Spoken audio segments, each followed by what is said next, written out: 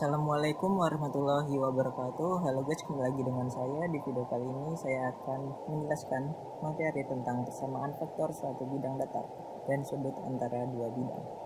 Nah, biar memudahkan pembahasan materi, di sini saya akan membaginya menjadi dua ya. Yang pertama itu adalah persamaan vektor suatu bidang datar. Nah, sebelum masuk ke persamaan vektor suatu bidang datar, kita harus tahu dulu apa itu bidang datar. Nah, bidang datar ini merupakan kumpulan tak hingga titik di ruang dimensi 3 yang disimbolkan dengan R pangkat 3 yang memenuhi sifat linear derajat 1. Nah, bidang ini sepenuhnya ditentukan jika diketahui satu titik yang dilaluinya P0 yang bernilai X0, Y0, Z0 dan dua vektor arah A dan B yang tidak sejajar.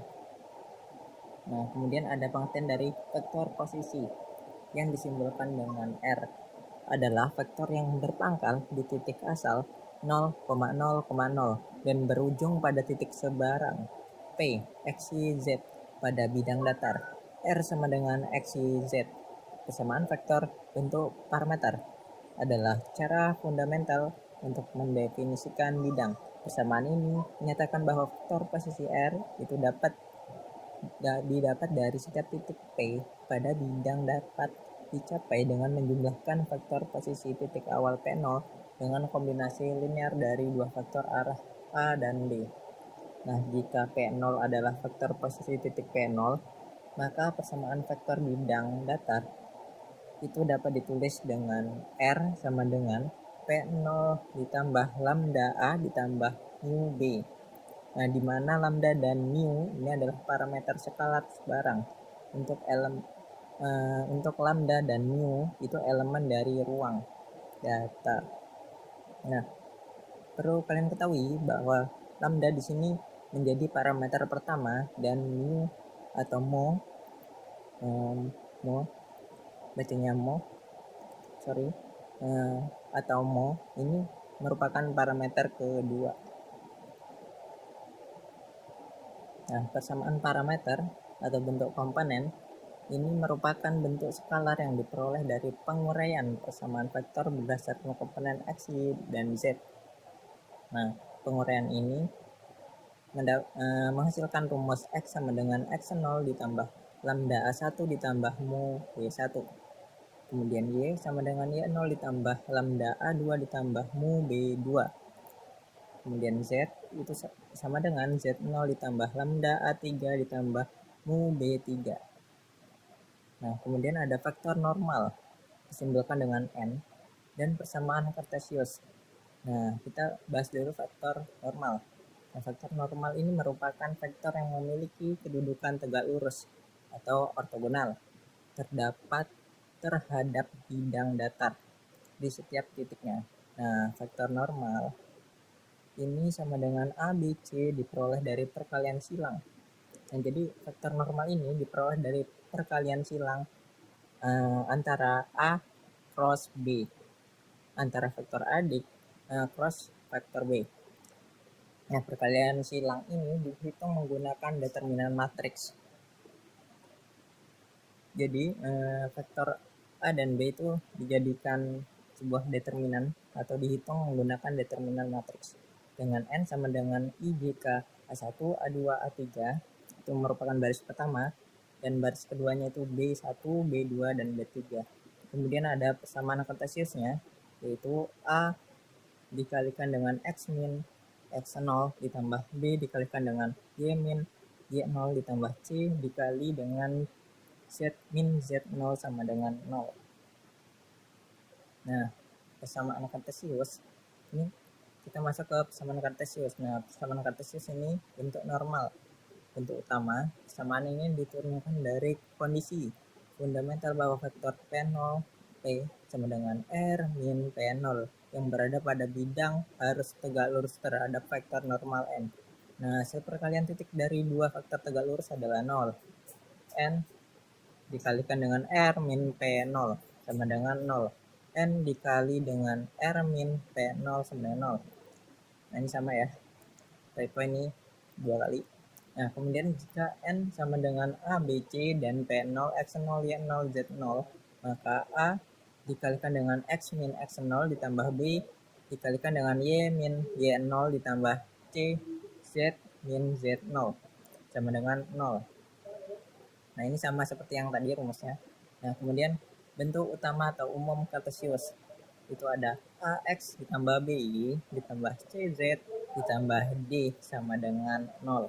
Nah, di mana D ini itu merupakan negatif dari AX0 BY0 ditambah CZ0. Nah, kita masuk ke pembahasan kedua yaitu sudut antara dua bidang.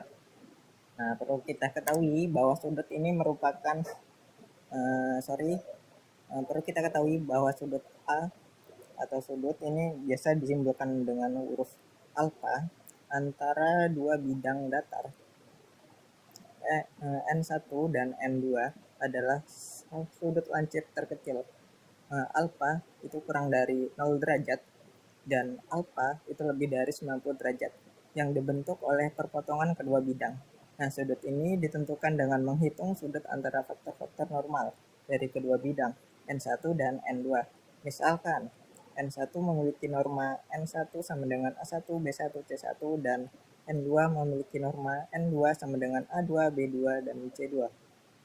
Maka rumusnya adalah cos alfa sama dengan N1 mutlak N1 dikali dengan N2 sama dibagi dengan N1 dan N2. Nah, ini setara rumusnya dengan mutlak A1 A2 ditambah B1 B2 ditambah C1 C2 dibagi dengan akar A1 kuadrat ditambah B1 kuadrat ditambah C1 kuadrat bukan dikalikan dengan akar A2 kuadrat ditambah B2 kuadrat ditambah C2 kuadrat. Nah, sudut antara dua bidang ini mempunyai kedudukan khusus, memiliki dua kedudukan khususnya. Nah, kedudukan yang pertama itu syarat yang pertama itu harus tegak lurus atau ortogonal. Nah, sudutnya itu harus membentuk alfa sama dengan 90 derajat. Nah, syarat hasil kali titik vektor normalnya adalah 0. N1 dikali N2 sama dengan 0. Nah, syarat yang kedua yaitu harus sejajar. Sudut alfanya itu sama dengan 0 derajat. Nah, syarat vektor normalnya sejajar atau kelipatan skalar. Jadi, vektor normalnya itu harus sejajar atau kelipatan skalarnya. N1 sama dengan K dikalikan dengan N2. Oke teman-teman, di sini ada contoh soal agar teman-teman semua lebih paham tentang materi yang sudah saya jelaskan tadi. Nah, di sini ada soal yang pertama yaitu bidang datar, lalu titik P0 yang bernilai 4, 0, min 2 dan memuat dua vektor arah A sama dengan 3, min 1, 1 dan B sama dengan 0, 5, 2. Nah, tentukan parameter bidang tersebut. Nah, yang kedua yaitu tentukan koordinat titik P pada bidang datar jika parameter lambda sama dengan 1 dan mu sama dengan 1. Nah, penyelesaiannya kita tulis dulu yang diketahui yaitu P0 4, 0, min 2 4, 0, min 2 ini sebagai X0 yaitu 0 dan Z0. Kemudian kita tulis vektor arah satunya yaitu A, yang A1, A2, A3, A1 nya itu 3, A2 nya min 1, A3 nya itu 1. Kemudian vektor B itu B1 nya 0, B2 nya 5 dan B3 nya 2. Kemudian kita cari menggunakan rumus persamaan parameter yaitu X sama dengan X0 ditambah lambda A1 tambah mu B1, kemudian mencari Y yaitu 0 ditambah lambda A2 ditambah mu B2, kemudian mencari Z0 ditambah lambda A3 ditambah mu B3. Nah, kita masukkan X0, A1 dan B1 nya.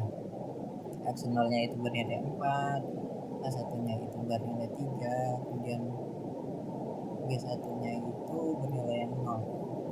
Jadi 4, 3 dikali lambda itu 3 lambda, kita kalikan mu kan 0. Y sama dengan ini mencari Y, kita masukkan ya 0 nya 0, lambda A2 nya itu min 1, lambda kali min 1 itu min 1, ditambah mu dikali B2 nya itu 5, masukkan B2 nya itu kita substitusikan, B2 nya itu 5, jadi mu dikalikan dengan 5 itu 5 jadi min lambda ditambah 5 mu.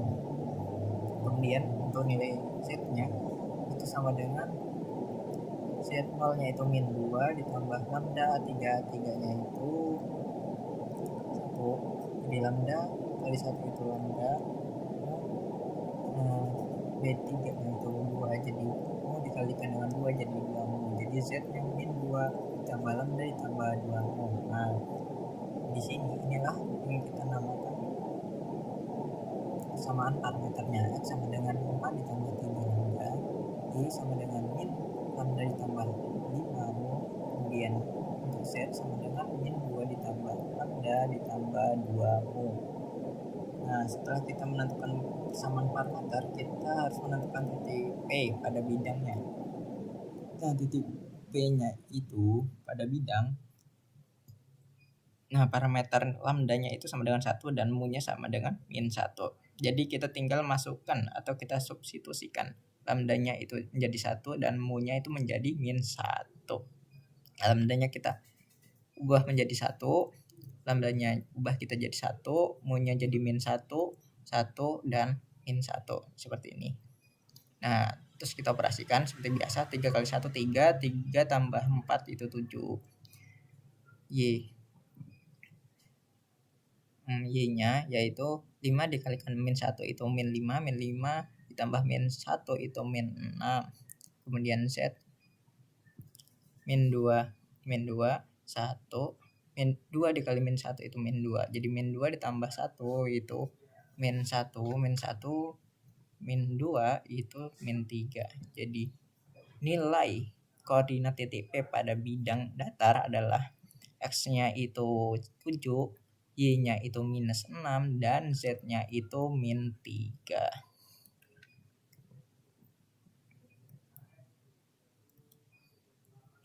Nah di sini ada contoh soal yang kedua, yaitu tentukan persamaan kartesius bidang datar yang melalui titik P0 1 min 2 3 dan memiliki vektor arah A 2 1 0 serta B sama dengan minus 1 3 4. Nah untuk penyelesaiannya kita mencari terlebih dahulu faktor normalnya. Faktor normalnya kan kita sudah tahu, jadi mencari faktor normalnya itu dengan A cross B sama dengan, ini mencari determinan ya, kita pakai rumus determinan yaitu I jika. Nah ini 210 ini didapat dari vektor A yang menjadikan baris kedua serta vektor B ini menjadikan baris ketiga, min 1 3 dan 4. Nah N sama dengan, ini kita mencari I nya dulu dengan cara I nya ini kita tutup. Nah perlu teman-teman ketahui nilai I nya ini kan positif ya, harus positif. Kemudian J nya ini negatif. Kenapa? Karena setelah positif itu harus negatif, positif, negatif, habis itu positif lagi, kemudian negatif dan seterusnya jika vektornya itu lebih dari 3. Nah kan tadi sampai di I ya teman-teman, jadi I nya kita tutup, kita fokus ke J dan K, jadi 1 dikalikan 4 itu 4, 0 dikalikan dengan 3 itu 0. Kemudian kita fokus, kita cari Z, J nya itu min J, kita fokus ke kolom I dan K, 2 kali 4 8, min 1 kali 0 itu 0. Kemudian kita cari K nya, kita ini tutup, kita fokus ke I sama J nya saja, 2 kali 3 itu 6, min 1 kali 1 itu min 1, min 1 kali min 1 itu min 1. Nah kan tadi minus ya teman-teman, jadi 2 kali 3 kan 6 minus 1. Nah min 1 itu kalikan dengan min 1 lagi, itu hasilnya positif 1. Nah positif 1 ditambah 6 itu hasilnya 7.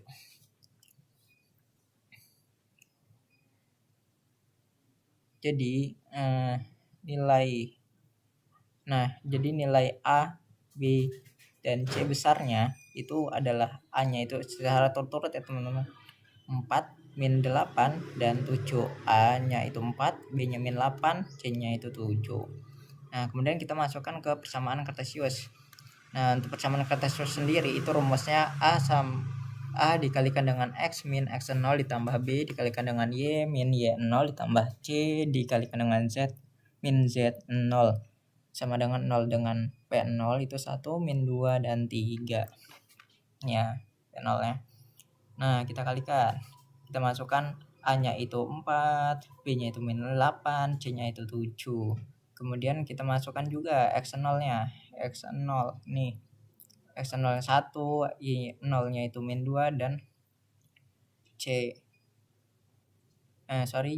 nya itu 3. Nah setelah kita masukkan atau kita substitusikan, kita kalikan 4 kali X itu 4X, 4 kali min 1 itu min 4, min 8 kali Y itu min 8, min 8 kali min 2 itu positif 8, positif 16, positif 16 itu dikalikan dengan negatif, itu jadi negatif 16.